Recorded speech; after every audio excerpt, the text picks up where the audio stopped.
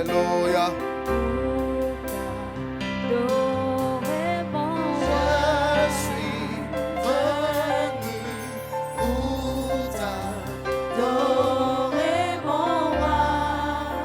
Alléluia.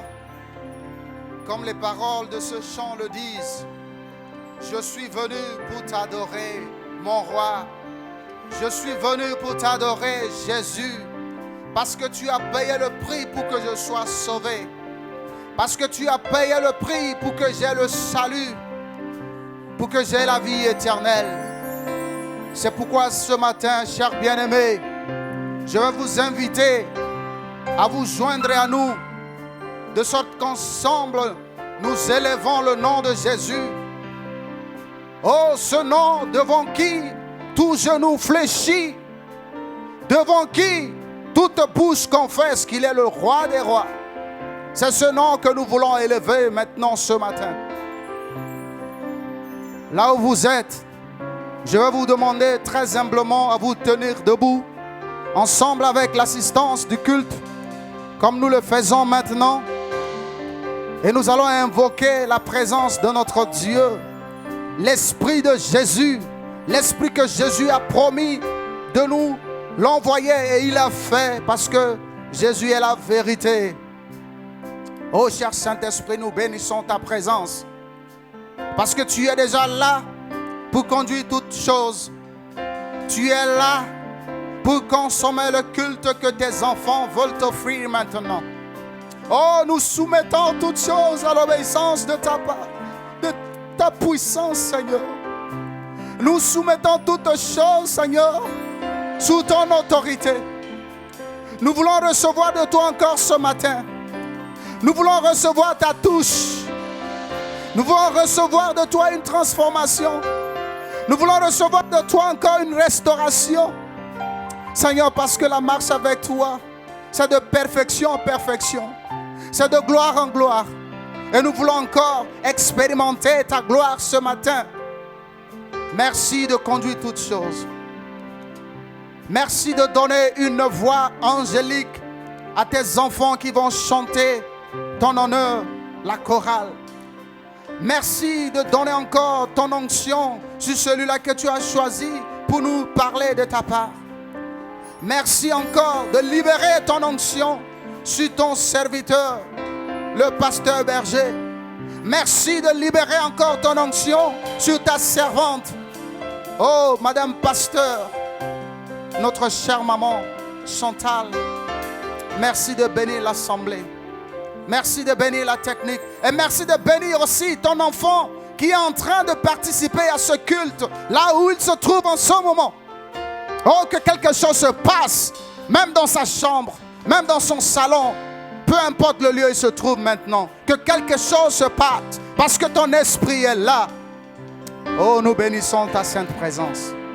Et nous acclamons ta présence, Seigneur.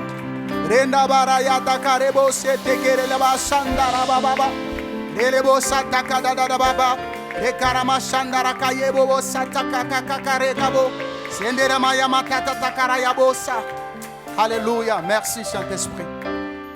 Au nom de Jésus, nous t'accueillons et nous disons Amen. Alléluia. Ensemble avec la chorale, nous allons continuer dans cette atmosphère d'action de grâce, de louange et d'adoration pour faire monter vers notre Seigneur une offrande d'action de grâce. Alléluia. Prends le contrôle de ces lieux, prends ma vie, prends mon cœur, prends ma vie, prends le contrôle de ces seigneurs, prends ma vie, prends mon cœur, prends ma vie, prends le contrôle de ces lieux. Alléluia, Seigneur. Oui, nous voulons encore t'exalter aujourd'hui. Toi qui n'as pas attendu que nous soyons parfaits pour descendre à nous et nous appeler ton peuple, un sacerdoce royal qui a fait reculer les ténèbres qui étaient dans nos vies. Oui, Jésus, nous voulons encore déclarer et proclamer ce que toi tu as fait. Alléluia. À toi la gloire, Seigneur. Oui, les ténèbres ont reculé devant ce que tu as accompli à la croix. Nous ne voulons pas nous taire, Jésus. Nous voulons proclamer et déclarer ça encore aujourd'hui. Alléluia. Merci, Seigneur.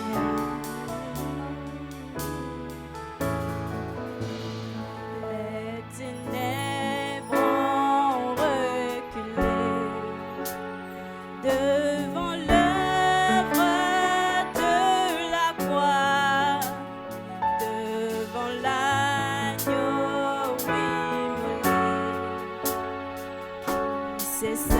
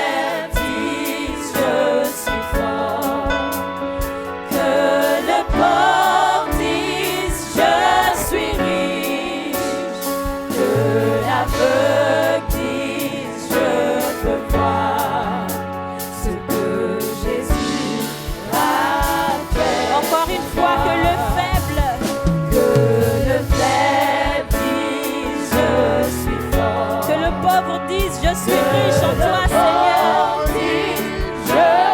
Que l'aveugle déclare qu'il peut voir tout ce que Jésus a fait. Alléluia. Encore une fois, que le faible dise qu'il est fort aujourd'hui. Le faible dise je suis fort. Que le pauvre dise je suis riche. Oui, l'aveugle voit. Il a fait des merveilles, il a fait de grandes choses. Nous ne nous taisons pas, nous déclarons Hosanna. Hosanna, Hosanna, à l'agneau immolé. Hosanna, Hosanna, Jésus est ressuscité. Hosanna, Hosanna, Hosanna, à l'agneau immolé. Hosanna, Hosanna, Jésus est ressuscité. Hosanna, Hosanna, à l'agneau immolé. Hosanna, Hosanna, Jésus est ressuscité. il est ressuscité. Jésus est ressuscité. Il est ressuscité. Jésus est ressuscité.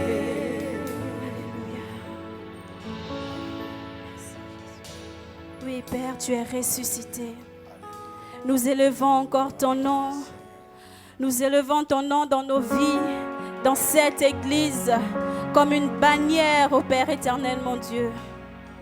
Alléluia, oui, Père. Lorsque nous marchons, lorsque nous sommes dans le secret, en public, nous élevons ton nom, nous élevons qu'un seul nom, qui est Jésus-Christ, celui qui nous a été donné, notre plus grand bien. Alléluia. Merci Jésus. Nous élevons ton nom, nous élevons ton nom plus haut. Nous élevons ton nom, nous élevons ton nom plus haut. Nous élevons ton nom, nous élevons ton nom plus haut, comme une bannière dans les cieux. Nous élevons Jésus, nous élevons Jésus plus haut. Nous élevons Jésus, nous élevons Jésus plus haut. Nous élevons Jésus, nous élevons Jésus plus haut, comme une bannière dans les cieux. Nous élevons Yahweh, nous élevons Yahweh plus haut.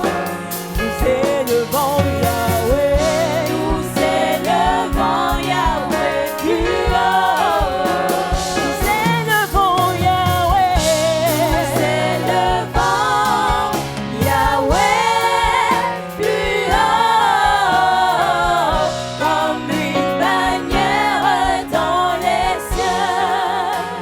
Nous élevons Yahweh,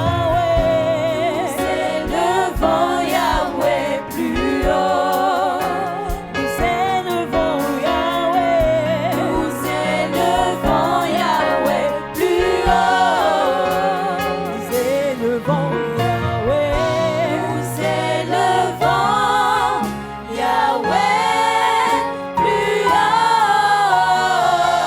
comme une bannière dans les cieux. Comme une bannière,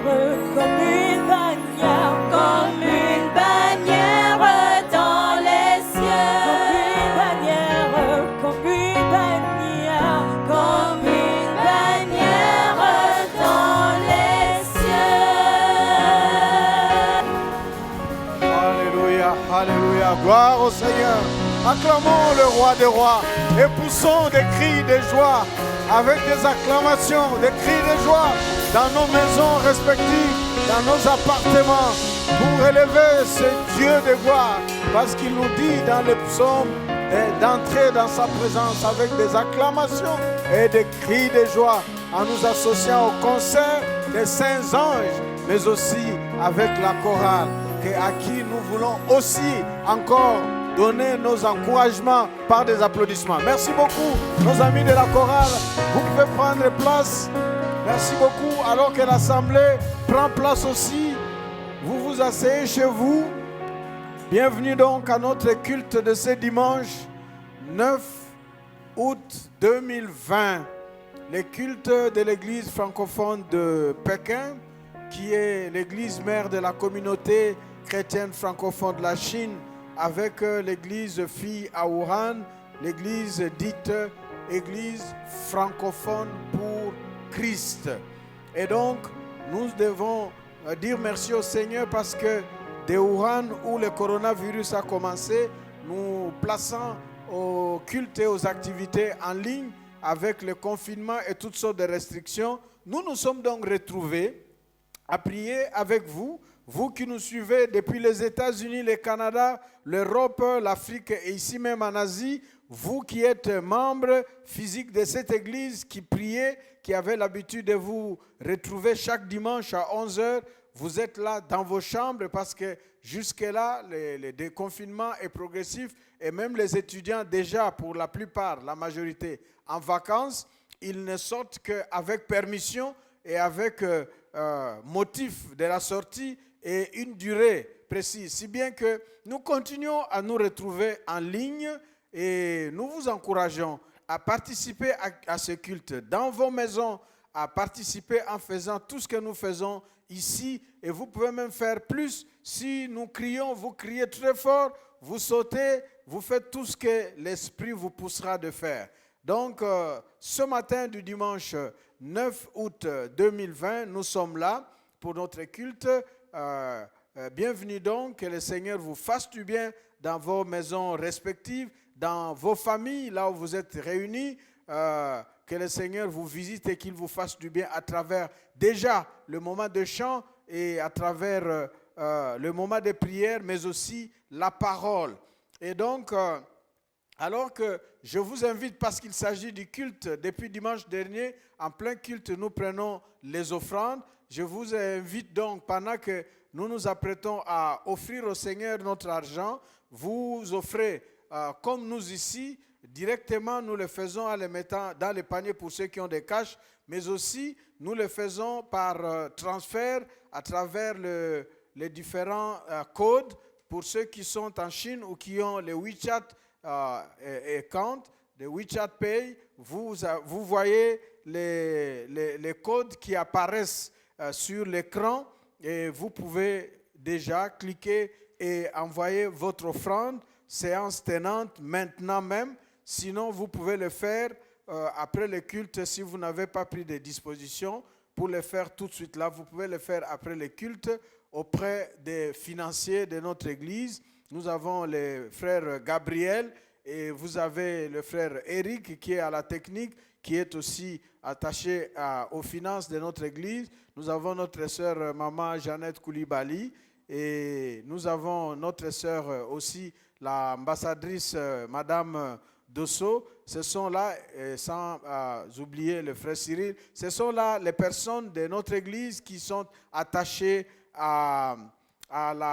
aux finances de notre église. Donc, nous sommes en train de donner. Et là, je vous prie, si l'argent se trouve dans le téléphone, et si vous avez déjà donné, comme certains le donnent, ou si vous donnerez, et donc tenez votre argent pendant que je prie pour que Dieu bénisse vos offrandes. Si vous avez déjà donné, vous recevez cette prière en action de grâce parce que Dieu a déjà vu votre cœur. Nous donnons selon la mesure de la bénédiction que nous avons reçue de Dieu. Nous donnons comme action de grâce, nous donnons comme reconnaissance à notre Dieu parce que c'est de lui que nous avons la vie, la santé, mais c'est avec la vie et la santé, nous avons l'être et le mouvement qui nous donne de travailler et puis de gagner de l'argent. Et nous avons les étudiants qui ont bossé dur, qui pour la plupart, jusque-là, nous ne connaissons aucun des membres de notre église étudiant qui a échoué. Donc, tous ont réussi et nous bénissons le Seigneur pour cela. Merci notre Dieu de bénir les offrandes que tes enfants t'offrent en argent, offrandes, dîmes ou toutes sortes de dons, que tu puisses les bénir, toi qui connais l'expression de chaque personne, de chaque cœur. Tu as vu ce qui est donné, que tu agrées cela, que tu bénisses ces offrandes, que tu bénisses ces dons, que tu bénisses ces dîmes et que cela serve à l'avancement de ton œuvre. Merci, tendre Père, de bénir les familles, de bénir les étudiants et les étudiants et de bénir ton peuple de la communauté chrétienne francophone de Chine, même ceux qui sont dans la diaspora, qui nous suivent maintenant, qui sont édifiés par toi, par ta parole, à travers les ministères qui passent par ce culte en cette église, en ce moment précis. Que tu bénisses tout le monde, notre Père, toi qui sais comment rendre à chacun selon ses œuvres. Nous te prions de bénir et de bénir la suite de ce culte et tout ce qui va s'y passer dans le précieux puissant nom de ton Fils Jésus. Nous prions. Amen. Très rapidement, je voudrais ici vous rappeler les annonces et rappeler parce que c'est connu, c'était affiché, ça va être encore affiché sur l'écran de notre culte pendant que vous suivez. Mais ici, je donne rapidement des annonces qui consistent d'abord à rappeler que les cultes physiques, sauf imprévu, le culte en présentiel de notre église reprendra le dernier dimanche du mois d'août, qui est au fait le dimanche 30 août. C'est là que nous aurons notre culte. Mais avant cela, nous avons des activités physiques qui ont lieu chaque semaine. Hier, samedi, les couples de notre église, nous y avons invité quelques fiancés officiels comme nos bien-aimés Oscan et Laetitia Blessing, ainsi que d'autres personnes qui sont déjà en statut de mariés. Et même si on n'est pas en couple, nous avons été en moment de récollection mi-journée de jeûne et prière hier samedi 8 août. Et donc, aujourd'hui dimanche, alors que nous sommes en culte ici pour tout le monde, les enfants vont se retrouver à 16h et demain lundi 10 août, tous les membres du ministère de prière, nous nous retrouverons dans la salle de prière qu'on appelle en anglais Fireplace, la place du feu. Fireplace, nous nous retrouverons. Attention, c'est 14h30 s'il vous plaît. 14h30 à 16h, simplement parce que nous avons les étudiants qui sont dans les campus et là, certains ne sont pas autorisés à rentrer très tard. Donc, nous avons mis cette heure-là pour leur permettre de demander la permission d'être autorisés et de se joindre à nous. Donc, demain, 14h30 à 16h, nous nous retrouverons. Donc, c'est le 10 août ça concerne les membres du ministère de prière anciens et nouveaux et ceux qui ont été formés dans l'équipe qu'on appelait les combattants. Et donc, ça, c'était les annonces de cette semaine. Et puis, le samedi 15, de 14h à 17h, dans la semaine prochaine, à partir de lundi, vous comptez lundi, mardi, mercredi, jeudi, vendredi. Samedi 15, de 14h à 17h, dans les salles de l'église 600 et 700, nous aurons la réunion avec tous les actifs, tous ceux qui servent dans les ministères. Donc nous avons toute l'équipe du culte ici, nous serons là, ainsi que vous les actifs qui servez dans l'église, BSF Friends, qui nous suivez maintenant, alors que vous vous trouvez dans vos familles, dans vos maisons, dans vos chambres, vous qui êtes à Pékin. Nous nous retrouverons parce que nous voulons commencer non seulement à prier pour la reprise des activités en présentiel, surtout le culte, mais nous voulons préparer ce culte-là. Nous voulons préparer comment ça va se passer. Voilà, donc c'est là les annonces que je devrais vous donner pour les cultes d'aujourd'hui. Et je voudrais ici particulièrement dire merci à la servante du Seigneur, la Mère des Nations, qui nous a nourris pendant les 2 dimanches qui ont précédé. Et je voudrais la présenter. Vous la connaissez. Est-ce que tu peux te lever? C'est mon épouse, voilà. Elle vous salue. Elle est là. Et voilà. Que Dieu te bénisse. Je sais que beaucoup de gens ont été bénis par le ministère qui est passé par elle. Elle a un puissant ministère avec les femmes et les jeunes filles. Le ministère est original et inédit. Ça s'appelle ministère Adassa. Femmes de valeur et jeunes filles de valeur. Il commence depuis les tout petits, les enfants, les petites, quand elles naissent là, elles sont déjà Adassa. Jusqu'à ce qu'elles grandissent. Donc, elles ont la pépinière de valeurs, les jeunes filles de valeurs et puis les femmes de valeurs. Merci beaucoup d'avoir béni le peuple de Dieu par le ministère de la parole. Et donc, avec elle, en lui disant merci, je voudrais introduire un autre serviteur de Dieu de l'église BSF French qui va nous édifier, nous parler de la part du Seigneur aujourd'hui. C'est le docteur Gabriel Fanginou. Docteur Gabriel Fanginou, il est docteur, il est parmi les diplômés, donc c'est lui qui se trouve être parmi les gens pour lesquels nous disons, nous entrons confinés et nous sortons affinés. Donc il est sorti confiné comme master et il est entré confiné en master, maintenant il sort affiné comme docteur. Il vient de terminer ses études doctorales en Chine. Et Gabriel est fils de notre église, marié à notre sœur fille dans le Seigneur Sylvie. Ils ont 2 enfants, des belles petites filles, Shekinah divine et précieuse grâce. Donc c'est aujourd'hui notre frère Gabriel, pasteur et docteur, qui va nous parler de la part du Seigneur. Dans vos maisons, comme ici, accueillez l'homme de Dieu, le frère Gabriel.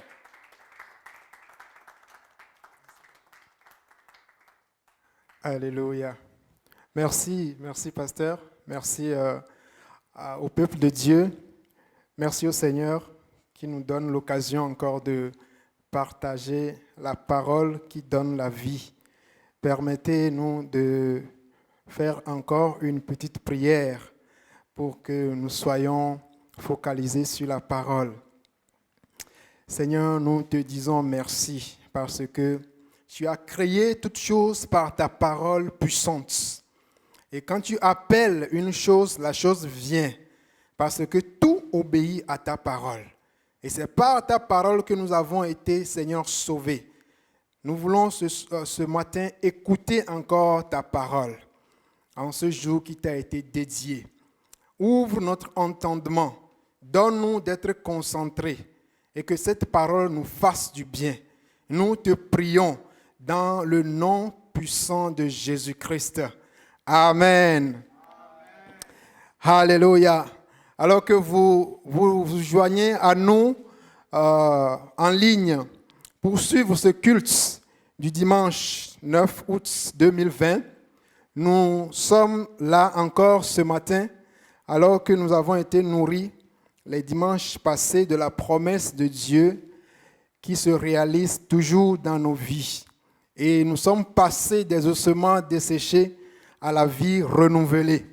Et ce matin, le Seigneur veut encore nous faire du bien. À travers le thème du jour qui s'intitule « Salut égale récupération ». Salut égale récupération. C'est le thème de cette journée. Salut égale récupération. Nous avons 3 grandes parties dans lesquelles Dieu va toucher quelqu'un dans sa maison. Dieu va toucher quelqu'un dans son bureau. Dieu va toucher quelqu'un ici présent, maintenant. Et Dieu va toucher quelqu'un qui s'est connecté et qui a cliqué sur le lien qui est en train de suivre ce message maintenant. Salut égale récupération. Pourquoi? Comment? Grand 1, la relation qui peut exister entre le salut en Jésus-Christ et la notion de récupération. Alors, nous allons voir ce que c'est que le salut. Lorsqu'on parle de salut, qu'est-ce que ça veut dire? Nous sommes dans le salut en Jésus-Christ. Nous savons très bien que nous recevons le salut par la foi. La foi, c'est le canal par lequel nous recevons. C'est comme la main spirituelle de l'enfant de Dieu qui nous permet de recevoir la justice de Dieu, qui nous permet de recevoir le pardon de nos péchés, qui nous permet de recevoir la justification divine. Nous pouvons voir tous ces éléments dans Romains 10, versets 9 à 10, Éphésiens 2, verset 8, 2 Corinthiens 5, 17. Et nous voyons que nous recevons ce salut par la foi. Et dans ce salut-là, nous avons un paquet de bénédictions, un paquet de bénéfices. Parce que le mot salut vient du mot grec soteria, qui veut dire salut, mais qui a aussi d'autres sens. En hébreu, on l'appelle yasha ou tzedaka. Et donc ce salut-là peut signifier bienfait, justifié, miséricorde, vérité, bonheur, délivrance, défendre, délivrer, sauver, secourir, libérateur, venir à l'aide, ainsi de suite. Et nous trouvons ce paquet dans Éphésiens 1, du verset 3 au verset 14. Nous allons lire juste les versets 3, 7, 8, 13 et 14. Lorsque Paul s'est émerveillé devant la grandeur de ce mystère qui est le salut, à partir du verset 3, il dit « Loué soit Dieu, le Père de notre Seigneur, Jésus le Christ, car il nous a comblés des bénédictions de l'Esprit dans le monde céleste, qui toutes sont en Christ. En Christ, parce qu'il s'est offert en sacrifice, nous avons été délivrés et nous avons reçu le pardon de nos fautes. Dieu a ainsi manifesté sa grâce dans toute sa richesse et il l'a répandue sur nous, parlant du Saint-Esprit, avec surabondance, en nous donnant pleine sagesse et pleine intelligence. Et le verset 13 dit, et en Christ, vous aussi, vous avez entendu le message de vérité, cet évangile qui vous apportait le salut. Oui, c'est aussi en Christ que vous qui avez cru, vous avez obtenu de Dieu l'Esprit Saint qu'il avait promis et par lequel il vous a marqué de son sceau pour lui appartenir. C'est cet esprit qui constitue l'acompte de notre héritage en attendant la délivrance du peuple que Dieu s'est acquis. Ainsi, tout aboutit à célébrer sa gloire. Amen. Voici tout le paquet et d'autres encore qui sont contenus dans le mot qu'on appelle le salut en Jésus-Christ. Nous avons l'Esprit Saint qui est le sceau, le cachet de Dieu sur l'enfant de Dieu. Celui qui reçoit Jésus-Christ, il a en lui le Saint-Esprit. Et Dieu le voit et voit en lui son esprit.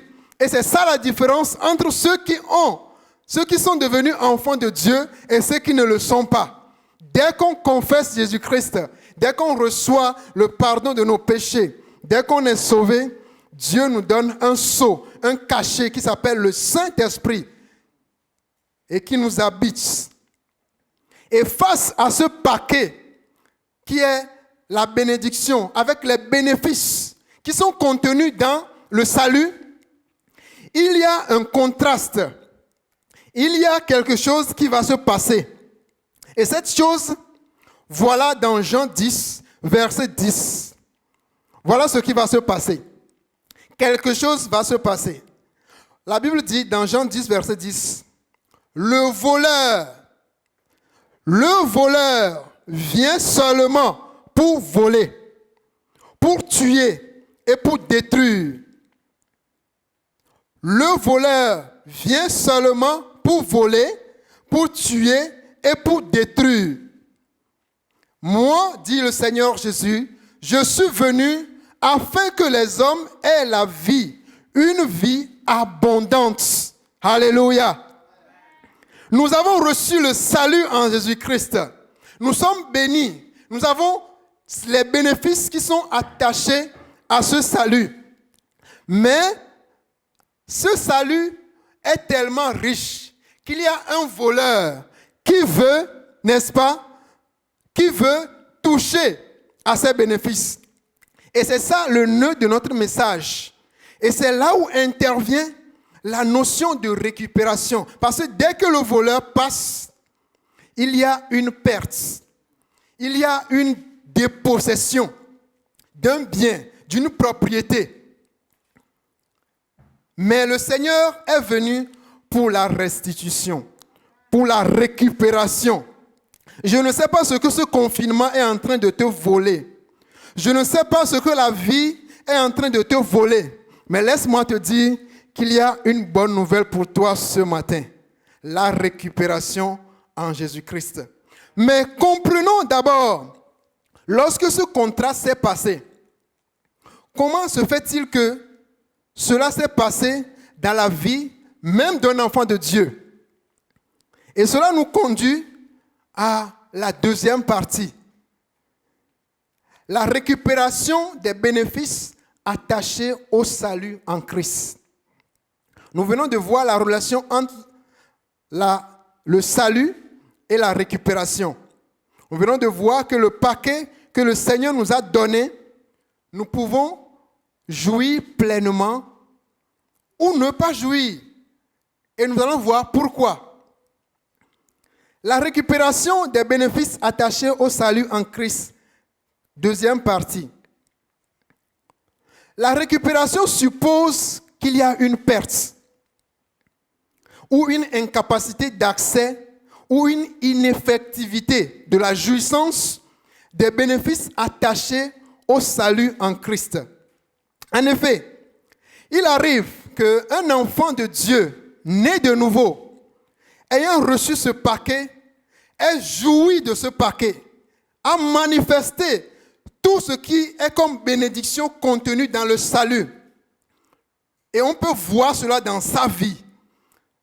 Mais il arrive aussi que, enfant de Dieu, né de nouveau, pardonné dans le Seigneur, justifié, sanctifié, que nous ayons joui un temps soit peu de tout ce que Dieu a donné comme cadeau, comme bénéfice dans le salut. Et après, on ne sait pas ce qui s'est passé et puis on n'en jouit plus. Mais il arrive aussi qu'une troisième catégorie d'enfants de Dieu, nés de nouveau, effectivement, mais aucune manifestation de ce paquet dans sa vie. Sa vie ressemble à comme s'il n'était pas sauvé. Et là, on va se poser la question, qu'est-ce qui s'est passé? Comment se fait-il qu'une catégorie d'enfants de Dieu puisse jouir et d'autres catégories n'en jouissent pas? Qu'est-ce qui s'est passé? Et c'est là qu'intervient le pourquoi de notre message. L'importance, la problématique de notre message se trouve là. Parce qu'il y a eu un problème. Laissez-moi illustrer le salut comme un smartphone, un portable que vous avez acheté. Ce portable, on peut composer un numéro, appeler et recevoir des appels de loin ou de près. Mais les fonctions de ce portable ne se limitent pas seulement à appeler et recevoir des appels. Il y a d'autres fonctions qui sont dans ce portable ou dans nos portables.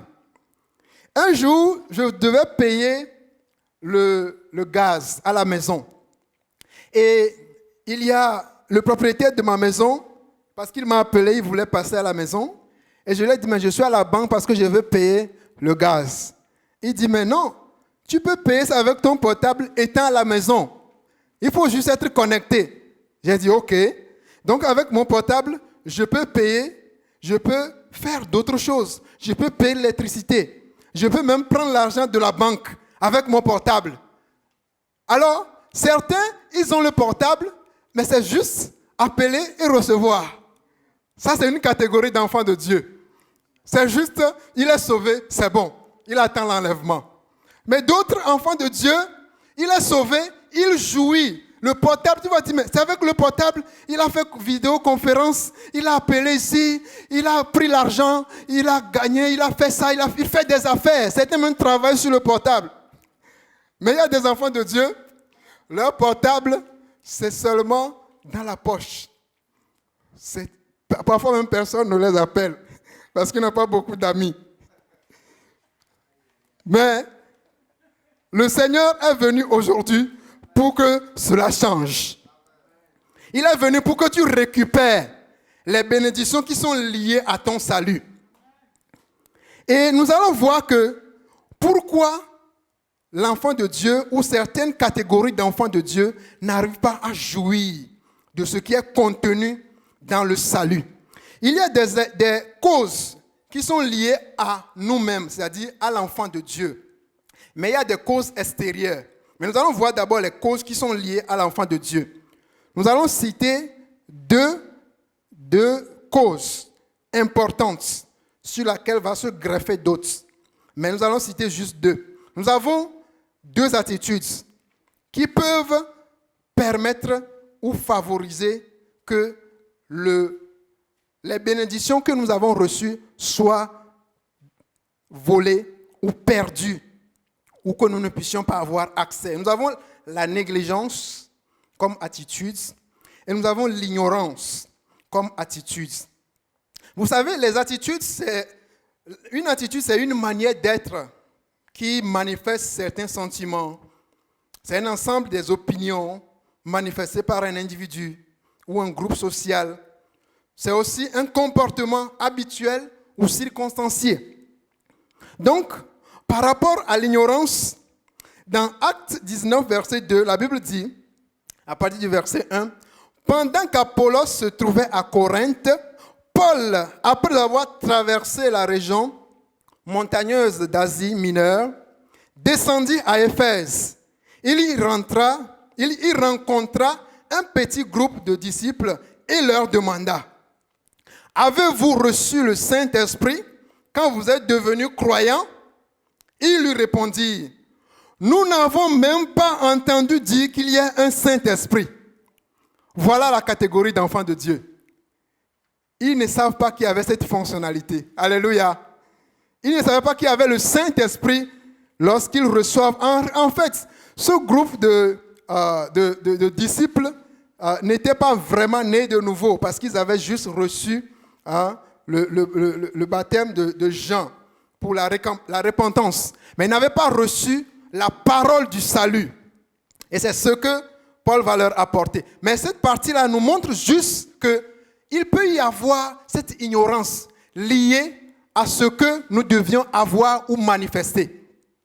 Dans Acte 10, verset 22, il y avait aussi un homme pieux, un homme qui aimait Dieu, mais qui n'était pas sauvé, qui n'avait pas la conviction du salut et qui avait besoin qu'on lui apporte cette parole de Pierre dans Acte 10, verset 22.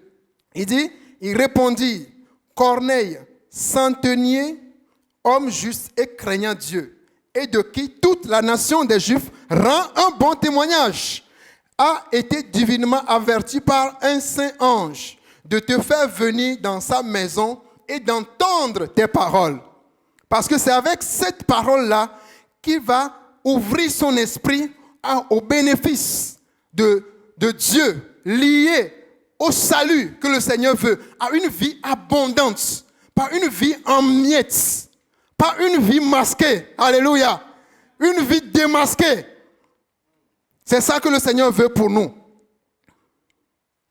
Et donc, ces bénédictions peuvent être, cette perte ou cette incapacité à jouir de ces bénédictions peuvent être liées aux mauvais enseignements ou aux mauvaises expériences de la vie. Parce que dans certaines communautés, on ne parle pas du Saint-Esprit. Et donc ça, c'est lié, n'est-ce pas, à l'ignorance, comme attitude. Et cette perte aussi s'explique par les traditions et les cultures de notre milieu social, de notre famille ecclésiastique, de nos traditions ou de notre environnement comme nation. La deuxième catégorie d'attitude, la négligence.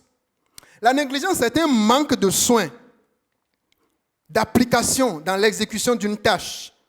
On peut parler par exemple d'un travail fait avec négligence. Un enfant de Dieu peut être aussi négligent dans sa relation avec le Seigneur. Et nous voulons vous lire une histoire dans la Bible qui montre à la fois cette négligence et les conséquences de cette négligence dans une famille. Nous allons voir dans le livre des Rois, je vais vous lire cette histoire, elle est intéressante. Dans 1 Roi, chapitre 3, le verset 16 au verset 27. Écoutons. Un jour, 2 femmes vinrent chez le roi et se présentèrent devant lui. L'une d'elles lui dit, « S'il te plaît, mon Seigneur, écoute-moi. Cette femme et moi, nous habitons dans la même maison et j'ai donné naissance à un fils près d'elle. 3 jours après, elle a aussi mis au monde un enfant. Nous vivons seuls, ensemble, dans cette maison. Il n'y a personne d'autre avec nous et nous n'étions que toutes les deux. Or, pendant la nuit, elle s'est couchée sur son fils et l'a étouffé. Alors, elle s'est levée au milieu de la nuit. Elle a enlevé mon fils à mes côtés pendant que moi, je dormais. Elle a couché contre elle. Puis elle a déposé son bébé mort près de moi. Le matin, je me suis levé pour allaiter mon enfant et j'ai trouvé l'enfant mort. Le jour suivant, je l'ai examiné attentivement. Soulignez vraiment cette partie. Examinez attentivement les choses qui se passent dans votre vie. Examinez, ouvrez vos yeux spirituels pour voir cela. Est-ce que c'est normal? Elle a dit, je l'ai examiné attentivement et j'ai reconnu que ce n'était pas mon fils que j'avais mis au monde. quelqu'un va se réveiller à partir de ce jour-là pour refuser certaines situations dans sa vie. Parce que ce n'est pas normal. Le verset 22 dit, c'est faux, interrompit l'autre femme. Vous voyez? C'est mon fils qui est vivant et le tien est mort. Pas du tout, riposta la première. Et vous connaissez l'histoire. Et c'est la bagarre. Le verset 23 dit, celui-ci déclara finalement, l'une dit, c'est ici, là on parle du roi Salomon, c'est ici mon fils qui est vivant et c'est le tien qui est mort. Mais l'autre dit, pas du tout, c'est ton fils qui est mort et le mien est vivant. Eh bien, ajouta le roi, qu'on m'apporte une épée. On lui apporta une épée. Alors il dit, coupez l'enfant vivant en deux et donnez-en une moitié à chacune. Alors la mère de l'enfant vivant, poussée par son amour pour son fils, s'écria, de grâce, mon Seigneur, qu'on lui donne le bébé vivant, qu'on ne le fasse pas mourir. Mais l'autre dit, non, coupez-le en deux. Ainsi, il ne sera ni à moi, ni à elle. Alors le roi prononça son jugement et dit, le roi va prononcer un jugement en ta faveur dans cette semaine. Dans les lieux célestes, un jugement sera prononcé en ta faveur dans cette semaine. Le roi dit, ne tuez pas l'enfant. Ne tuez pas l'enfant. Ne tuez pas son diplôme. Ne tuez pas sa famille. Ne tuez pas son mariage. Ne tuez pas son avenir. Ne le touchez pas. Ne tuez pas son voyage. Quelqu'un dit Amen. Alléluia. Ne tuez pas l'enfant. Donnez-le à la première des deux femmes. C'est elle sa mère. Alléluia. La négligence peut amener des situations désastreuses. Mais la miséricorde de Dieu va te justifier. C'est ça la justification divine qui a permis à cette femme de récupérer sa bénédiction, de récupérer son enfant vivant et que l'autre soit condamné. Que tes ennemis soient condamnés cette semaine. Que tes ennemis soient condamnés dans ta vie à partir d'aujourd'hui. Ceux qui en veulent à ta vie, ceux qui disent non, il ne sortira pas vivant de cette situation, qu'ils soient confondus, qu'ils soient condamnés, qu'ils soient honteux au nom puissant de Jésus. Alléluia. Le Seigneur est venu ce matin afin que le travail du diable soit reconnu et que le Seigneur agisse. Le Seigneur est venu ce matin pour que tu examines, que vous puissiez examiner votre vie pour voir les choses qui ne vont pas bien. Pour voir les choses, parce que l'ennemi travaille aussi. Nous avons parlé des situations liées à nous-mêmes, la négligence et l'ignorance. Mais il y a aussi des choses qui sont liées à l'ennemi qui vient, qui profite de cette négligence et de cette ignorance.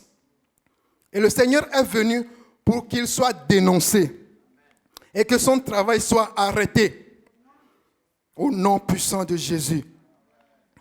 Et donc, nous devons savoir qu'il y a aussi l'ennemi qui travaille et qui peut chercher à voler nos bénédictions. Parce qu'il est présent dans le monde. L'Apocalypse 12, verset 12 nous dit, « C'est pourquoi réjouissez-vous cieux, et vous qui habitez, et vous qui y habitez. Malheur à vous, habitants de la terre et de la mer, car le diable est descendu vers vous en grande fureur, sachant qu'il n'a peu de temps. » Alléluia. Il suffit seulement de prononcer le mot 2020 et on sait ce que c'est qu'un malheur. Tout un monde en prison. On l'appelle confinement, mais moi je l'appelle prison. C'est une prison, comme les hommes aiment changer les choses pour que ça... C'est une prison. Tout un monde entier confiné, masqué. Ça, c'est les œuvres de l'ennemi aussi. Mais le Seigneur nous dit dans 2 Corinthiens 2, verset 11, « Afin que Satan n'ait pas le dessus sur nous, car nous n'ignorons pas ses desseins. Il est le voleur, il est le destructeur, il est celui qui vient pour détruire, pour voler. » Et je viens dire à quelqu'un ce matin, même si tu t'es endormi dans ta famille, aujourd'hui, prends fin ton sommeil spirituel. Même si on a volé ton enfant, ton mariage, ce matin, c'est la récupération. Alléluia. Et nous allons voir quelles sont, de manière concrète, quelques exemples, quelles sont les choses que le diable peut voler. Nous allons citer quelques cas. Le diable, quand il vient dans une vie, il peut voler les promesses divines. Et vous allez comprendre quand le Seigneur dit dans Jérémie 1, verset 12, « Tu as bien vu, me dit l'Éternel. Eh bien, je veille sur ma parole pour accomplir ce que j'ai dit. » Pourquoi le Seigneur veille sur sa promesse? Parce qu'il y a quelqu'un qui envie cette promesse dans ta vie. Peut-être que tu es marié. Tu ne sais pas la valeur que toi tu as. La richesse d'être marié. Mais il y a quelqu'un qui s'appelle le diable qui est en train de voir ton mariage. Mais aujourd'hui, il est dévoilé. Alléluia. Le Seigneur veille sur sa promesse parce qu'il y a un voleur. Et tout se passe comme si les choses que le ciel a dites sur la vie de quelqu'un ne sont pas encore manifestées. Le Seigneur regarde du haut du ciel. Il regarde dans ta vie. En ce moment, tu devais être en telle classe. En ce moment, tu devais être en train de faire ce travail. En ce moment, ta famille devait être sauvée. Mais le Seigneur ne voit pas ça encore. Mais le Seigneur voit aussi qu'il y a un ennemi qui est passé et qui a travaillé pour que la promesse demeure promesse. Le but de la promesse, ce n'est pas d'être toujours promesse. C'est de devenir réalité. Si la promesse est toujours promesse, ce n'est pas normal. Alléluia. Il y a un temps où la promesse est promesse. Mais il y a un temps de réalisation. Si la promesse est toujours promesse, ce n'est pas bien. Et cela a inquiété un jour Jérémie. Le Seigneur lui a dit, car moi je connais les projets que j'ai conçus en votre faveur, déclare l'Éternel. Ce sont des projets de paix et non de malheur, afin de vous assurer un avenir plein d'espérance. Voici qu'ainsi énumérées les promesses de Dieu dans ce verset. Mais qu'est-ce qui va se passer? Jérémie va constater que ces promesses-là ne sont pas encore réalisées. Et le Seigneur même va venir pour lui dire, tu n'as pas vu les promesses de Dieu dans ton peuple, dans ta famille? Jérémie dit oui, je n'ai pas vu. Il dit, Jérémie 33, verset 3, crie vers moi et je te répondrai. Et je te déclarerai des choses grandes et cachées que tu ne connais pas. Et crie vers moi quand ça ne va pas. Quand les promesses sont toujours promesses, invoque-moi. Quand le colis tarde, appelle celui qui peut tracer le colis. Aujourd'hui, lorsque tu reçois un colis, tu peux mettre un code pour voir le colis est à quel niveau actuellement. Et tu peux, c'est arrivé. Non, ce n'est pas arrivé, c'est dans telle ville. Ok, ça va arriver demain. Et c'est Dieu qui peut tracer les bénédictions dans ta vie pour voir c'est bloqué à quel niveau. Mais pourquoi mon enfant est encore à pied? Mais pourquoi il n'a pas encore son doctorat? Mais pourquoi il est encore dans cette maison? Qu'est-ce qui se passe? Mais il veut d'abord que tu l'invoques pour qu'il te montre comment recevoir cela. Alléluia. Alors,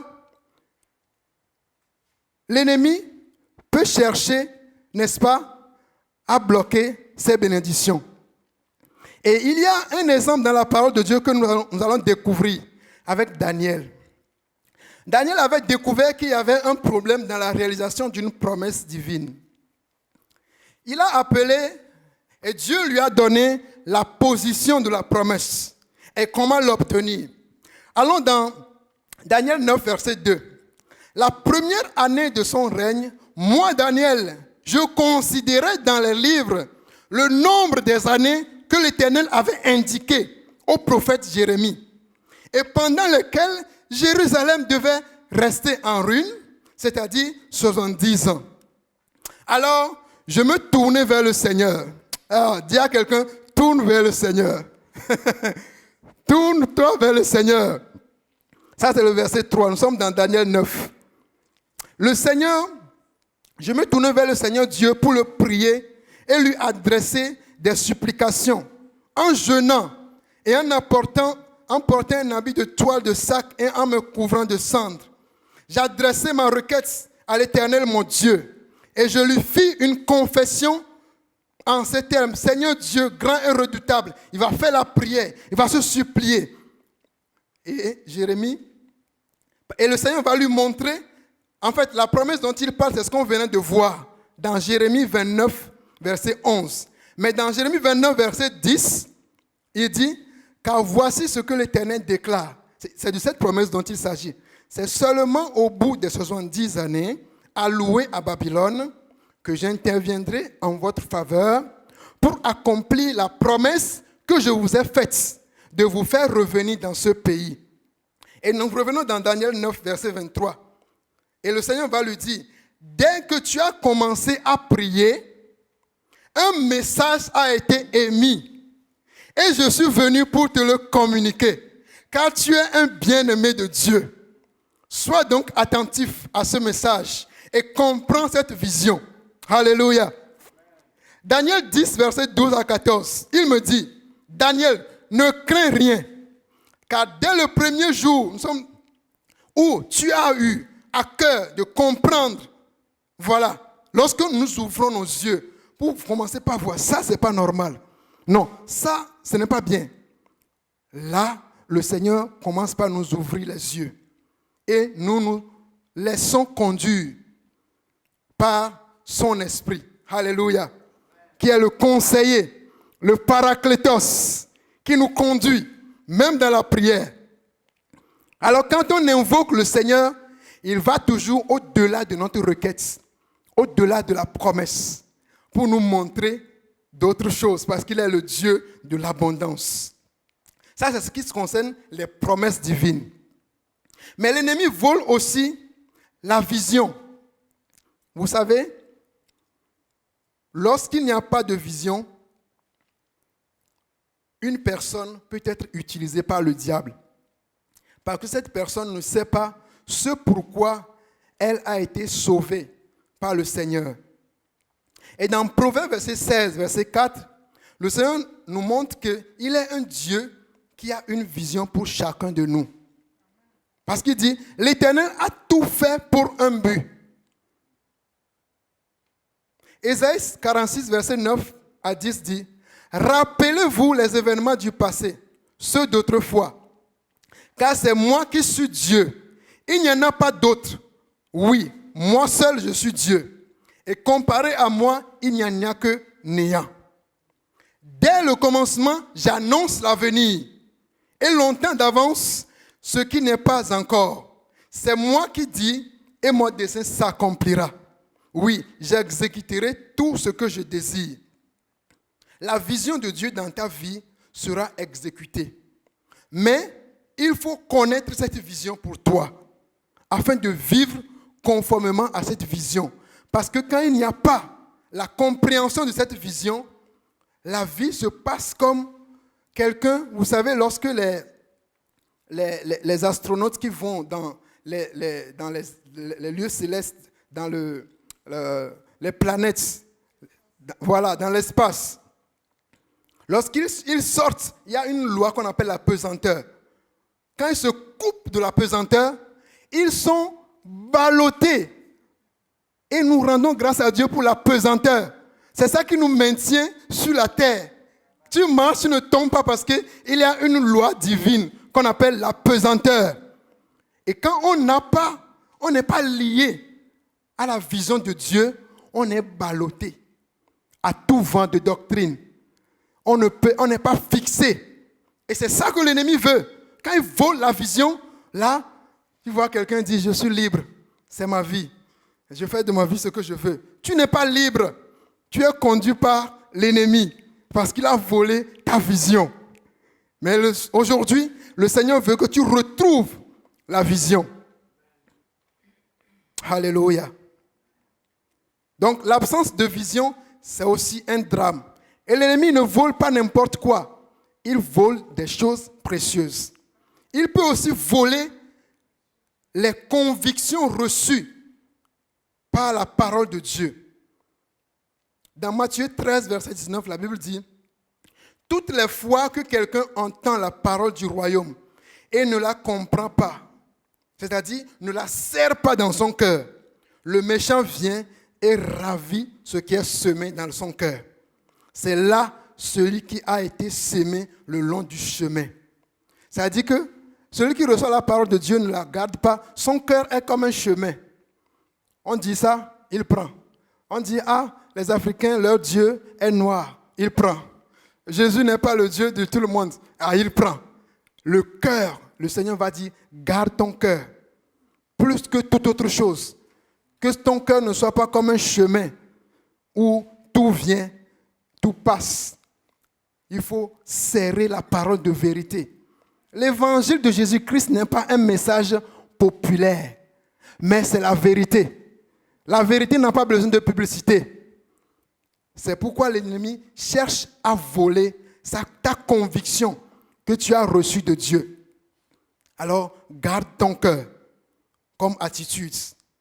Dans Proverbe 4, verset 23, le Seigneur nous le rappelle. Veille soigneusement sur ton cœur, car il est à la source de tout ce qui fait ta vie. Le Seigneur, l'ennemi, le diable, le voleur, le destructeur, il s'attaque aussi. Nous sommes en train de citer les choses que le voleur peut voler à cause soit de notre négligence, de notre ignorance, ce qu'il peut voler. Il peut aussi voler la joie familiale. Vous savez, lorsque nous naissons dans une famille, Dieu a déposé dans ta famille ce qu'on appelle le capital familial, c'est-à-dire l'amour que la famille devait te donner, la joie que tu devais recevoir de la famille, la paix de Dieu, l'héritage que tes parents devaient te donner. L'ennemi va voler ça, afin que tu te dises, mais ça c'est quelle famille ça? Moi je suis dans quelle famille même? En réalité, ça ne devait pas être comme ça. Pourquoi? Dans Actes 2, 39, la Bible dit, la promesse est pour vous, pour vos enfants et pour ceux qui vivent dans les pays lointains. Tous ceux que le Seigneur, notre Dieu, fera venir à lui. Tu peux dire, là où tu es, la promesse de Dieu est pour moi aussi.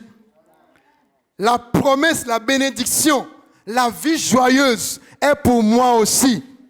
Le déconfinement est pour moi aussi et pour mes enfants. Alléluia. Parce que l'amour des parents, la joie, l'harmonie conjugale, tout ce capital divin investi par le Créateur pour qu'une famille reflète la gloire de Dieu peut être ravi par ce qu'on appelle par exemple l'idolâtrie.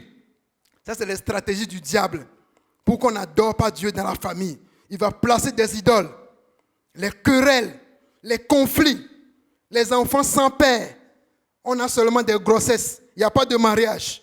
On voit seulement les filles qui sont grosses. Au nom de Jésus, cela va cesser dans ta famille.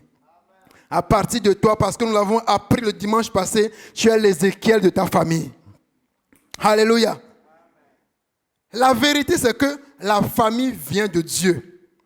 Tu peux dire le nom de ta famille. La famille Fandinou vient de Dieu. Ça, c'est ma famille. Prononce le nom de ta famille, dis, ma famille vient de Dieu. Ce n'est pas le diable qui a créé ta famille. Même si le diable, il travaille, cette famille vient de Dieu. Nous voyons cela dans Éphésiens 3, verset 14 et 15. Il dit, c'est pourquoi je me mets à genoux devant le Père. Le verset 15 dit, de qui dépendent comme d'un modèle toutes les familles des cieux et de la terre. Waouh! Si aujourd'hui dans ta famille, il n'y a pas le bonheur et le bon vivre, c'est qu'il y a eu un problème à un niveau. Pas au niveau de Dieu, parce que Dieu envoie toujours le paquet. C'est à nous de le recevoir. L'as-tu reçu? Alors le Seigneur veut que ce travail-là, que tu commences par ouvrir les yeux. Pourquoi les gens ne se marient pas dans ma famille?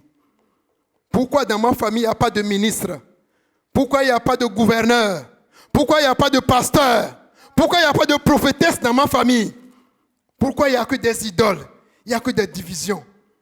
Et le Seigneur va montrer que chacun va faire son choix. Il dit dans Deutéronome 24, verset 16, « Les parents ne seront pas mis à mort pour les crimes commis par leurs enfants, ni les enfants par ceux de leurs parents. Si quelqu'un doit être mis à mort, ce sera pour son propre péché. » C'est-à-dire le travail que tu dois faire. Ne dis pas non, c'est parce que mes parents étaient païens. Non, mais à partir de toi, Dieu veut qu'il y ait un changement. C'est pourquoi il dit, nous pouvons noter cela, Jérémie 31, verset 29 à 30. Nous n'allons pas lire ça. Dieu montre la faute individuelle, c'est-à-dire ce que tu peux faire pour que ta famille redevienne normale, comme Dieu l'avait vu quand Dieu créait le premier membre de ta famille qui porte ton nom, dont tu tires le nom aujourd'hui. Dieu a vu que c'était beau. Alléluia. L'ennemi peut voler aussi la vie. L'ennemi peut détruire. Et nous voyons cette année comment les gens ont été détruits par ce mauvais virus appelé Corona. L'ennemi peut voler la vie. Et la dernière fois, nous avons appris avec la servante de Dieu, en Chantal, que nous pouvons avoir une famille qui est vivante comme ça, mais spirituellement, ce sont comme des ossements desséchés. Alléluia. Dans Ézéchiel 13, Ézéchiel 37, le verset 1. Alléluia. Il me dit, fils d'homme, ces ossements-là, c'est toute la communauté d'Israël. Voici ce qu'ils disent. Nos os sont desséchés. Notre espérance s'est évanouie. Notre vie est brisée. C'est pourquoi prophétise. Nous nous arrêtons juste là. Ça, c'est le verset 12. C'est-à-dire, quand vous lisez le verset 1, vous allez vous rendre compte que l'ennemi les a desséchés à cause de leurs propres paroles. Le dessèchement est arrivé dans cette vie, dans cette famille, à cause du fait qu'on prophétise, on proclame toujours. Ça ne va pas. Ma famille est toujours comme ça. Ça ne va pas, ce pays. C'est des proclamations qui donnent accès à l'ennemi. Parce que dans Proverbe 18, le verset 21, la Bible dit, « La mort et la vie sont au pouvoir de la langue. » Et il poursuit en disant, « Vous aurez à vous rassasier des fruits que votre langue aura produits. » Donc, nous donnons en même temps ce que l'ennemi peut voler et comment la chose a été volée, la stratégie utilisée. Alléluia. L'ennemi peut voler aussi dans une vie les bonnes relations, les relations de destinée. Il y a des personnes que Dieu envoie dans notre vie pour nous aider à jouir pleinement de notre destinée. Mais l'ennemi va les voler. Nous pouvons noter pour nous-mêmes, Psaume 1, verset 1, comment une bonne relation fait réussir la vie. Et dans 1 Corinthiens 15, verset 33, comment une mauvaise relation peut faire perdre aussi une vie. Nous observons les gens. Nous pouvons commencer par observer les gens que nous appelons « c'est mon ami ». Ah, ça c'est mon ami. Gratuitement comme ça. Observe les gens avec qui tu marches actuellement pour voir s'ils peuvent t'amener loin. C'est-à-dire dans la réalisation de ce pourquoi tu vis sur terre. Malgré que le corona a tué certaines personnes, toi, Dieu te laisse vivre. Et tu n'as pas une éternité pour accomplir ce pourquoi Dieu te laisse vivre. Il y a une limite de temps. C'est pourquoi l'ennemi travaille pour te voler les bonnes relations, afin que tu ne parviennes pas. Aujourd'hui, si nous avons la grâce d'avoir le doctorat, ce n'est pas parce que nous sommes plus intelligents que tout le monde. C'est parce que nous avons appris à obéir aux hommes de Dieu. Le pasteur Jess et maman Chantal. Nous avons appris à être dociles pour savoir comment marcher, comment étudier, comment vivre pour réussir dans la vie. On a besoin des bonnes relations. Et ces bonnes relations, c'est ça que l'ennemi vise. Il va te couper. Il va te donner un caractère qu'on appelle l'arrogance. Tu es incoachable. On ne peut pas te coacher. Tu es trop puissant. L'ennemi va te perdre avec cette attitude-là. Le discernement et le principe de la séparation sont importants. Dans Genèse 13, verset 9, la Bible dit, et Abraham va dire à Lot, séparons-nous. Tout le pays est à ta disposition. Chacun n'a qu'à prendre sa décision. Chacun n'a qu'à prendre sa direction. Sépare-toi de cette personne-là qui te fait entrer dans le péché. La séparation comme attitude. L'ennemi peut voler aussi la mémoire. Tu vas oublier tout ce que le Seigneur a fait dans ta vie. Tu vas oublier tout ce que Dieu a accompli pour toi afin de vivre une vie qui ne correspond pas à ce pourquoi il t'a appelé. L'ennemi a volé. Tu dis, je ne fais qu'oublier. À partir d'aujourd'hui, l'oubli là ne sera plus ton partage. Deutéronome 8, versets 11 et 18, la Bible dit, garde-toi d'oublier l'Éternel, ton Dieu. Et je coupe, le verset 18 dit, souviens-toi de l'Éternel. Voilà. N'oublie pas le Seigneur. Souviens-toi de lui. Dans la manière dont tu gères ta vie. Dans la manière dont tu gères ta destinée. Souviens-toi que ta destinée vient de quelque part. Alléluia. L'ennemi peut voler aussi dans une vie la crainte de Dieu. C'est-à-dire la graine de la sagesse. Le commencement de la sagesse, c'est la crainte de Dieu. Parce que je crains Dieu, c'est parce que Joseph craignait Dieu qui n'a pas eu à commettre l'adultère avec la femme de Potiphar. S'il ne craignait pas Dieu, il va seulement laisser sa destinée être ravie. Et c'est la destinée de tout Israël qui devait être sauvé de la famine et de la mort. Ton péché est en train de détruire actuellement toute une destinée. La destinée de toute une famille, de tout un pays. Et Dieu est venu pour que ce transfert de bénédiction s'arrête et que tu entres en possession de ta bénédiction avec la sagesse que Dieu va te donner, qui va se manifester par la crainte de Dieu. Parce que je crains Dieu, je refuse de participer à ce complot. Parce que je crains Dieu. Alléluia. Le Seigneur peut, l'ennemi, le voleur, peut te voler l'assurance du salut. L'assurance du salut dans une vie permet à la personne de mener une vie qui glorifie Dieu. Mais lorsque cette assurance n'est pas gardée, autrement dit, sur quoi s'est basé ton salut? Est-ce que c'est sur tes sentiments ou bien c'est sur la parole de Dieu? Si c'est sur tes sentiments, sois sûr que tu auras des problèmes. Mais c'est sur la parole de Dieu ne change pas. Alléluia. L'ennemi peut aussi voler le premier amour pour que la personne rétrograde. Mais le Seigneur est venu pour qu'il y ait récupération. Alléluia. Et c'est la dernière partie de notre message, la récupération effective en Christ. La récupération, Dieu veut que nous puissions récupérer. C'est pourquoi il dit dans 3 Jean 2, « Cher ami, je souhaite que tu prospères à tous égards. » Pas en miettes, à tous égards. C'est seulement sur la base de ce que Jésus a fait que nous allons réclamer tout à l'heure. Jean 19, verset 33.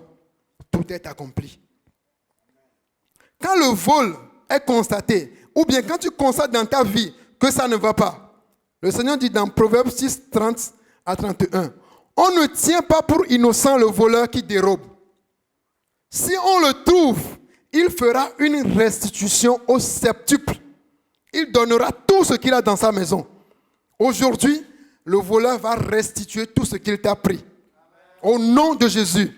Il va te restituer tes billets d'avion. Est-ce que je parle à quelqu'un? Le voleur va te restituer tes voyages, tes vacances, au nom de Jésus. Oh, gloire à toi, Seigneur. Sois élevé, mon Dieu, mon roi. Vous savez ce qui se passe? C'est que même si toi qu'on a volé, tu refuses de réclamer la chose qu'on a volée va réclamer pour dire non, ça, ce n'est pas dans cette famille que je devais être. Je devais être dans l'autre famille. On dit mais pourquoi tu vas où? C'est comme un enfant, il voit un bon plat. Tu dis mais tu vas où? Ici. Non. C'est ça la bénédiction. Dans Habakkuk 2, verset 11, la Bible dit car de la muraille, la pierre crie et la charpente, le chevron répond. Car du sein des murailles, les pierres vont crier. De la charpente, les poutres leur feront écho. Alléluia. Tes bénédictions sont en train de crier quelque part. On ne devait pas être ici. Il y a un mariage qui est bloqué quelque part. Et aujourd'hui, le Seigneur va faire descendre cela dans ta vie. Alléluia. Oh, merci Seigneur. Parce qu'un homme ne peut recevoir que ce que Dieu lui a donné. Dans Jean 3, verset 27, personne ne peut bloquer ce que Dieu t'a donné. Mais aujourd'hui, Dieu veut que tu te lèves. Celui qui veut que tu te lèves, il est tout puissant.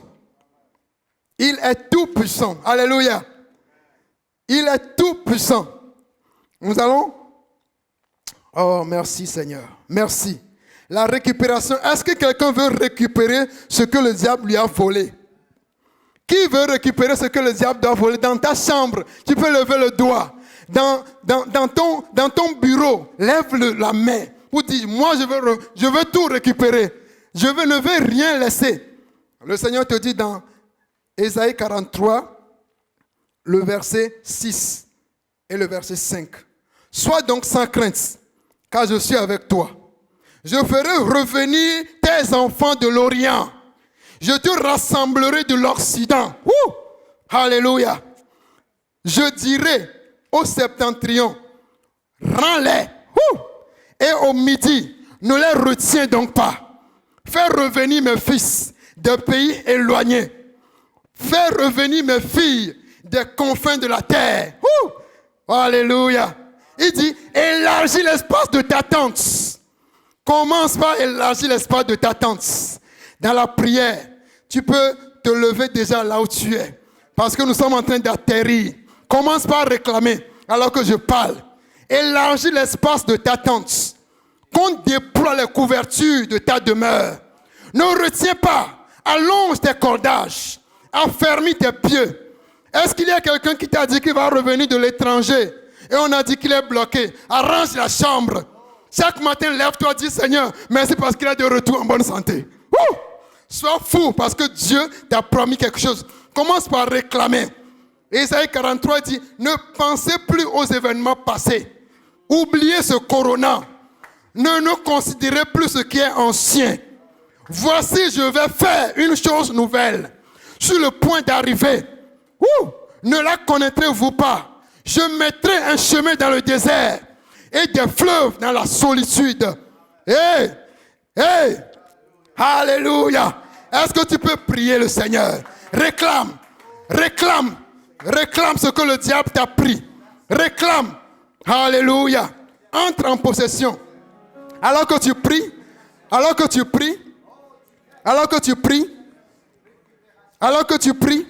le Seigneur te dit dans Joël, nous allons atterrir avec Joël 2, le verset 25.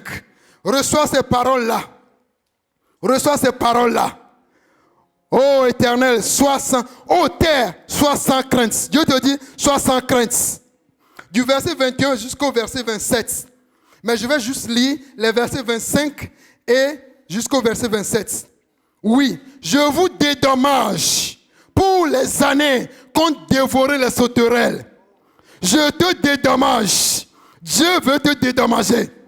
Dieu veut que tu récupères les assemblées de prière que l'ennemi nous a volées. Nous les récupérons aujourd'hui. Les cultes en présentiel qu'il a pris, nous les récupérons aujourd'hui. Makasa karababa. Yabasaka torobo sande. Yebo sakata barabaraba. Le Seigneur dit, jamais plus mon peuple ne connaîtra la honte. Jamais plus ma famille ne connaîtra plus la mort subite. Jamais plus de divorce dans ma famille, dans ma vie. Proclame cela pour toi. Jamais plus de voyage bloqué. Jamais plus de monde confiné. Jamais plus de monde masqué. Nous refusons cela. Jamais plus. Rebasaka dorobo sende. Oh, merci Seigneur. Merci Seigneur. Merci mon Dieu, mon roi. Hey! Basaka. Le Seigneur veut encourager quelqu'un ce matin. Il dit en effet, nos détresses présentes sont passagères et légères par rapport au poids de la gloire que le Seigneur veut nous donner. Parce qu'il dit, venez et plaidons, dit l'Éternel. Ésaïe 1, verset 18. Viens plaider. Viens dire au Seigneur, il n'est pas normal que tout un pays soit sous-développé. Ce n'est pas normal qu'une famille soit dans la pauvreté. Dieu n'a pas créé une famille pauvre sur la terre. Hey, il y a quelqu'un qui a volé l'indépendance de ta famille. Quelqu'un a volé l'indépendance de ton pays. Quelqu'un a volé. C'est pourquoi les gens meurent dans la mer.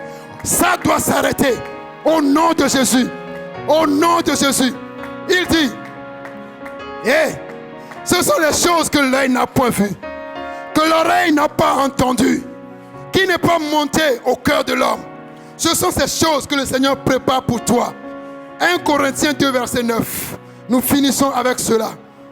La récupération maintenant, elle est immédiate et elle est aussi progressive. Elle est immédiate. Reçois maintenant. Ferme tes yeux là où tu te trouves, dans ta chambre. Commence par voir ton mariage. Commence par voir ceux qui doivent voyager et revenir. Regarde-toi à l'aéroport. Tu les accueilles avec des accolades, sans masque. Au nom de Jésus. Au nom de Jésus. Au nom de Jésus. Au nom de Jésus. Qui es-tu, grande montagne? Devant Zorobabel, tu seras aplani. Toi, Corona, tu seras aplani. Au nom de Jésus. Au nom de Jésus. Célibat, sois aplani. Échec, sois aplani. Mort, où est ta force? Hey! Yabasakata bababa. Mort, où est ta victoire?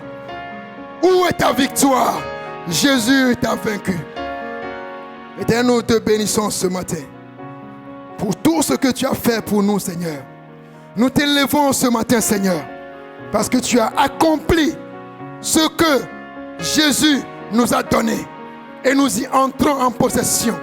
Quelqu'un sort de son tombeau ce matin comme Lazare. Sors de là. Sors de là et laisse les hommes de Dieu te détacher. Alléluia. Reçois ce matin tout ce que le Seigneur a promis pour toi cette année.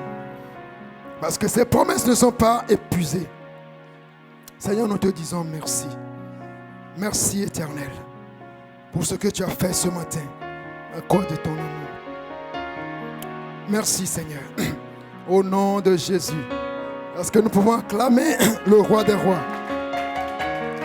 le Seigneur des seigneurs, le roi des rois, l'Éternel, que nous allons célébrer avec la chorale.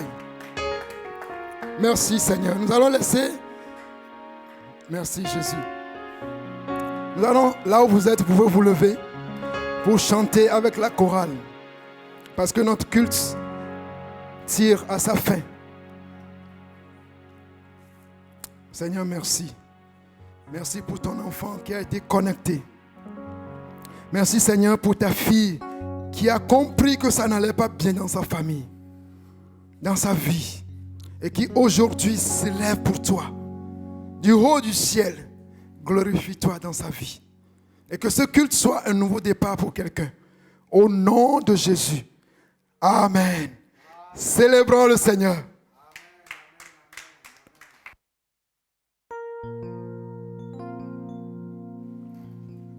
Un très bon dimanche à tout le monde dans vos maisons, ici, là où vous avez écouté ce culte. Au nom de Jésus. Shalom, shalom. Alléluia. Je ne sais pas pour vous, mais Moi, je suis restaurée. J'ai tout récupéré aujourd'hui. Nous voulons encore glorifier le Seigneur et lui dire qu'il est le seul à avoir le dernier mot. Dans ma famille, dans mon foyer, dans mes études, Jésus-Christ a le dernier mot. Alléluia.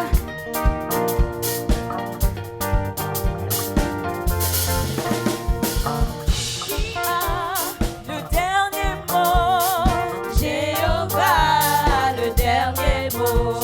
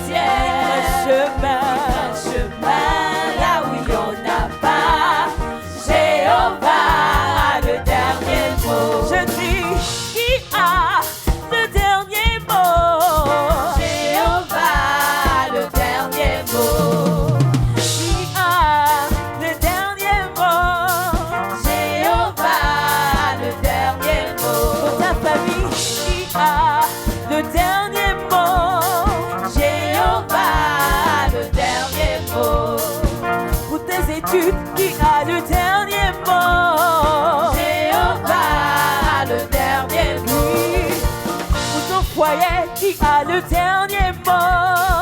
Jéhovah a le dernier mot. Je dis, pour ton mariage, qui a le dernier mot. Jéhovah a le dernier mot. Il change ma vie entière. Il change ma vie. Il change ma vie entière. Un chemin là où il n'y en a pas. Jéhovah, le dernier je dis, il change ma vie entière. Il change ma vie entière. Un chemin là où il n'y en a pas. Oui, Jéhovah, le dernier mot. Il change ma vie entière. Il change ma vie. Il change ma vie entière. Un chemin là où il n'y en a pas. Jéhovah, le dernier mot. Il change ma vie entière. Il change ma vie. Il change ma vie entière. Un chemin là où il n'y en a pas. Jéhovah, le dernier mot. Qui a le dernier mot?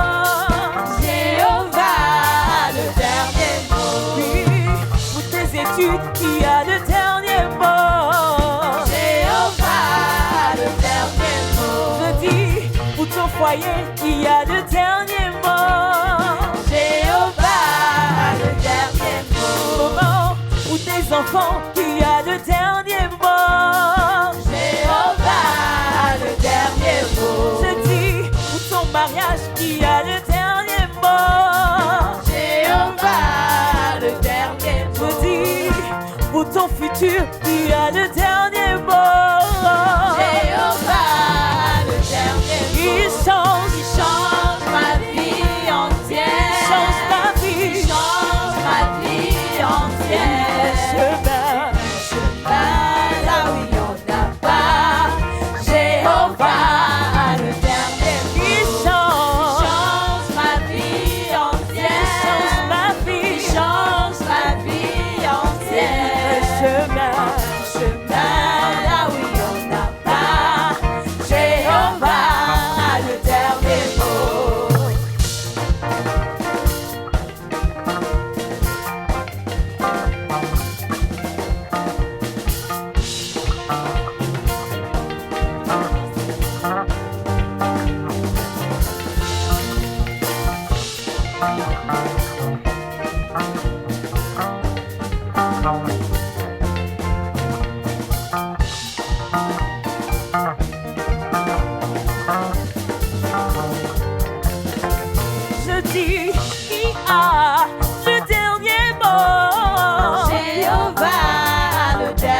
mot. Oui, qui a le dernier mot dans ta vie. Jéhovah a le dernier mot. Encore une fois, qui a le dernier mot. Jéhovah a le dernier mot. Dis-le encore, qui a le dernier mot dans ma vie. Jéhovah a le dernier mot. Il change Ma vie ma entière. vie. Change ma vie entière. Un chemin.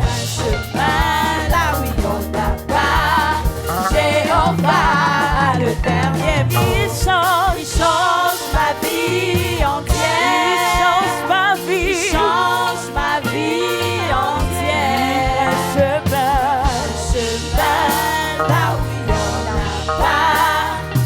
Jéhovah a le dernier mot. Il change Ma vie entière. ma vie. Change ma vie entière. Chemin. Chemin là où il n'y en a pas. Jéhovah a le dernier mot. Qui a le dernier mot. Jéhovah a le dernier mot. Qui a le dernier mot dans ta vie. Jéhovah a le dernier mot. Pour tes études, qui a le dernier mot. Jéhovah a le dernier mot.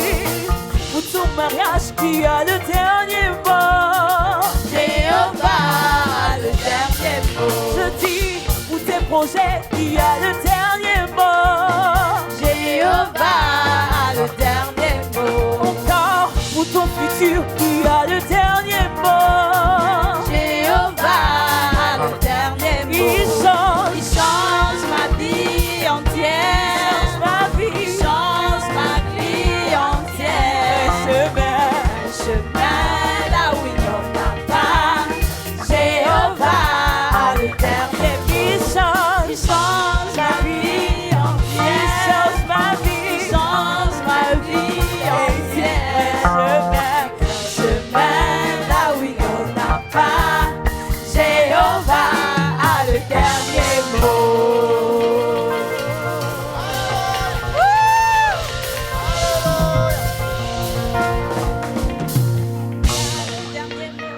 Il a le dernier mot. Il a le dernier mot. Il a le dernier mot. Il a le dernier mot. Il a le dernier mot. Il a le dernier mot.